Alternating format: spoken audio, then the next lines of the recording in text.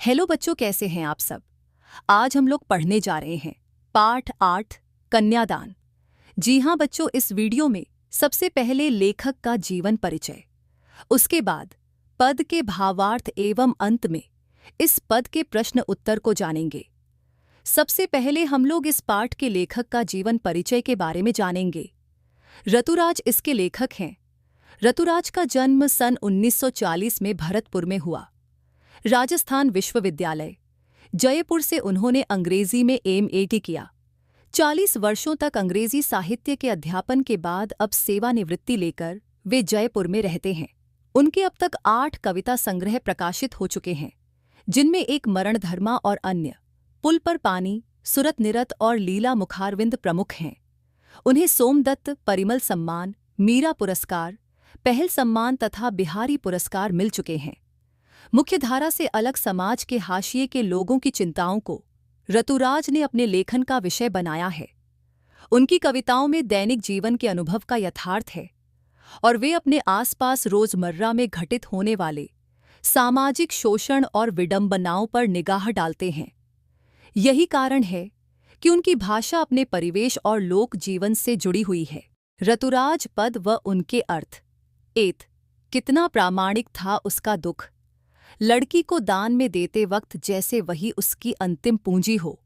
बच्चों, प्रस्तुत पंक्तियों में कवि कहते हैं कि अपनी लड़की का कन्यादान अर्थात शादी के बाद विदा करते वक्त किसी माता का दुख बड़ा ही स्वाभाविक होता है।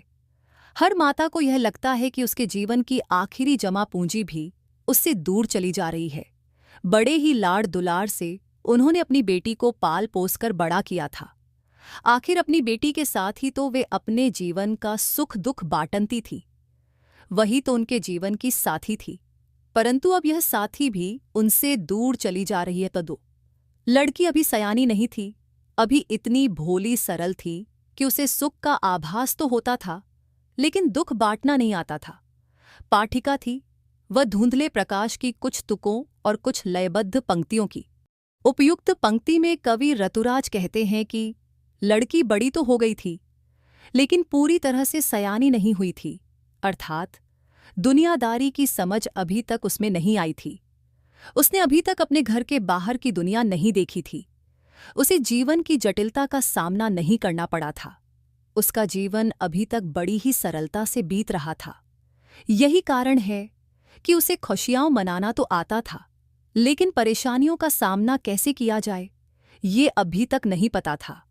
अपने घर के बाहर की दुनिया उसके लिए एक धुंधली तस्वीर की तरह थी, जिसे वो कभी ठीक से देख नहीं पाई थी। जब तक कोई व्यक्ति घर के बाहर कदम न रखे, बाहर की दुनिया में वक्त न गुजारे, तब तक उसका संपूर्ण रूप से विकास नहीं हो सकता। इसलिए अब भी वह भोली बच्ची केवल सुखों की कल्पना में जी रही थी।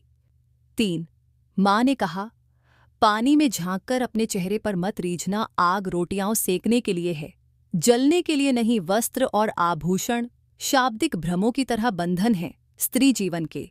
बच्चों, अपनी इन पंक्तियों में कवि ने उस माँ का वर्णन किया है जो विदाई के वक्त अपने बेटी को नसीहत दे रही है कि उसे ससुराल में किस तरह रहना है और किस तरह नहीं। सबसे पहले माँ अपनी बेटी को बोलती है कि अपनी सुंदरता पर कभी मत इतराना, क्योंकि सांसारिक जीवन को सही तरह से चलाने के लिए सुंदरता से ज्यादा हमारे गुण काम आते हैं। फिर माँ अपनी बेटी को कहती है कि आग रोटियां पकाने के लिए होती है, न कि जलने के लिए, अर्थात वह अपने बेटी को यह कहना चाह रही हैं कि अपनी जिम्मेदारियों को अवश्य निभाना, परंतु किसी अत्याचार को मत सहना। उसके बाद माँ कहती है कि वस्त्र आभूषण के मोह में कभी ना पड़ना। यह केवल एक बंधन है जिसमें कभी भी नहीं बंधना चाहिए। इसके चक्कर में बसा बसाया संसार भी उजड़ सकता है। 4, माँ ने कहा, लड़की होना पर लड़की जैसी दिखाई मत देना। इन पंक्तियों में माँ अपनी बेटी को कह रही है कि अपने आप को किसी के सामने एक दुर्बल कन्या की तरह प्रस्तुत मत करना और न ही अपनी निर्बलता किसी के सामने आने देना। इस संसार में लोग निर्बल के ऊपर ही अत्याचार करते हैं, इसलिए उन्होंने कहा कि अपने भीतर नारी के सभी गुण बनाए रखना, लेकिन दूसरों के सामने खुद को कभी निर्बल और असहाय मत दिखाना। अब बच्चों, हम लोग इस कविता का प्रश्न उत्तर देखेंगे। प्रश्न 1, आपके विचार से माँ ने ऐसा क्यों कहा कि लड़की होना पर लड़की जैसी मत दिखाई देना? उत्तर: माँ ने ऐसा इसीलिए कहा है क्योंकि वह लड़कियों पर हो रहे शोषण से उसे बचाना चाहती है। कोमलता और शालीनता लड़कियों के गुण होते हैं जिसे माँ बनाकर रखने को कहती है, परंतु साथ ही यह भी कहती है कि इतना कमजोर मत बनाना कि लोगों का अत्याचार सहन करो, चूंकि कमजोर लड़कियों का शोषण किया जाता है। प्रश्न 2, आग रोटियां सेंकने के लिए है, जलने के लिए नहीं।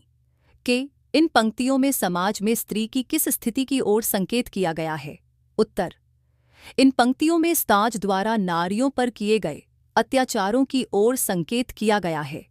वह ससुराल में घर गृहस्थी का काम संभालती है, सबके लिए रोटियां पकाती है, फिर भी उसे अत्याचार सहना पड़ता है और कभी-कभी उसी अग्नि में उसे जला दिया जाता है।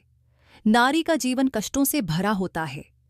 खे माँ ने बेटी को सचेत करना क्यों जरूरी समझा? उत्तर: बेटी अभी सयानी नहीं थी, उसकी उम्र भी कम थी और वह समाज में व्याप्त बुराइयों से अनजान थी। माँ यह नहीं चाहती थी कि उसके साथ जो अन्याय हुए हैं वो सब उसकी बेटी को भी सहना पड़े, इसलिए माँ ने बेटी को सचेत करना जरूरी समझा। प्रश्न 3, पाठिका थी वह धुंधले प्रकाश की कुछ तुकों और कुछ लयबद्ध पंक्तियों की। इन पंक्तियों को पढ़कर लड़की की जो छवि आपके सामने उभर कर आ रही है उसे शब्दबद्ध कीजिए। उत्तर: लड़की बहुत भोली भाली है। माता पिता के साथ रहकर उसने कभी दुखों का सामना नहीं किया है। समाज में हो रहे घटनाओं से वह अनजान है। उसे लगता है कि उसका आने वाला जीवन भी सुखद सपना ही होगा। आने वाले बाधाओं का भी उसे ज्ञान नहीं है। प्रश्न 4, माँ को अपनी बेटी अंतिम पूंजी क्यों लग रही थी? उत्तर: माँ अपने बेटी के सबसे निकट होती है। वह अपने सारे सुख दुख अपनी बेटी के साथ बांटती है। वह उसे एक पूंजी की तरह पालती है और संस्कार देती है। माँ का लगाव बेटी साथ बहुत बढ़ जाता है, इसलिए उसे विदा करते समय उसे ऐसा लगता है मानो उसका सब कुछ जा रहा हुआ। उसे अपनी बेटी इतनी अंतिम पूंजी के समान लगती है। प्रश्न 5, माँ ने बेटी को क्या क्या सीख दी? उत्तर: माँ ने अपनी बेटी को विदा करते समय निम्नलिखित सीख दी। पहला, माँ ने बेटी को अपनी सुंदरता पर गर्व न करने की और प्रशंसा पर न रीझने की सीख दी।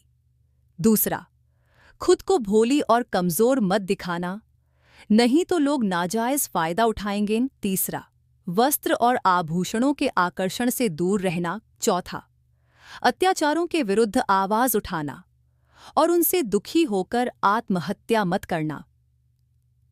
प्रश्न 6, आपकी दृष्टि में कन्या के साथ दान की बात करना कहाँ तक उचित है?